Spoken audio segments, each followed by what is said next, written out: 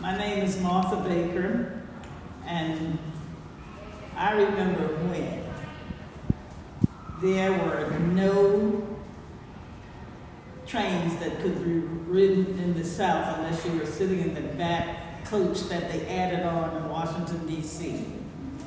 I had the best and the worst of both worlds. I grew up in New York City during the school year, but in the summer I went to North Carolina where my mother and my siblings lived. I remember my first train ride where I started in Walden, North Carolina, and rode to Washington, D.C., where we were taken off the train and then had to walk up further to get into the real coaches, we call them, where there were plush seats, and then we rode from there to Grand Central Station in New York. Coming back to North Carolina, we reversed it. In Washington, D.C., we got off and we walked to the back of the train and took the little dirty coach down to Walden, North Carolina. But I can say my education in New York City was great because we had everything we needed right in the public schools. Dentists would take us out of classes and take us down with a monitor to get our teeth checked and taken care of.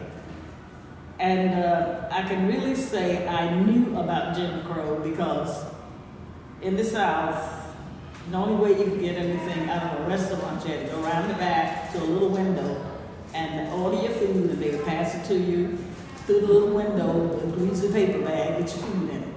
And you weren't allowed to go into the restaurants.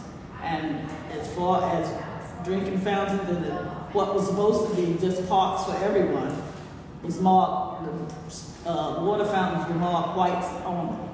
And we were not allowed to even stop to those fountains to drink.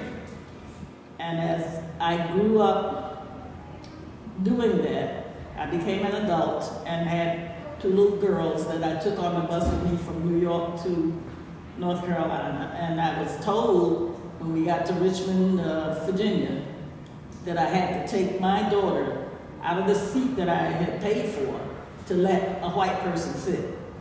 And I politely refused and told them that I paid for it and I wasn't moving my child. So one of the soldiers there became afraid for me and told me that he would hold her. And I said, no. If he's gonna give me my money back for my seat, then I will move her. Otherwise, I am not moving my child.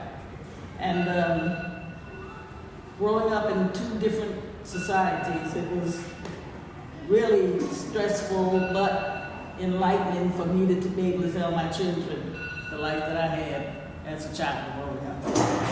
And that's that.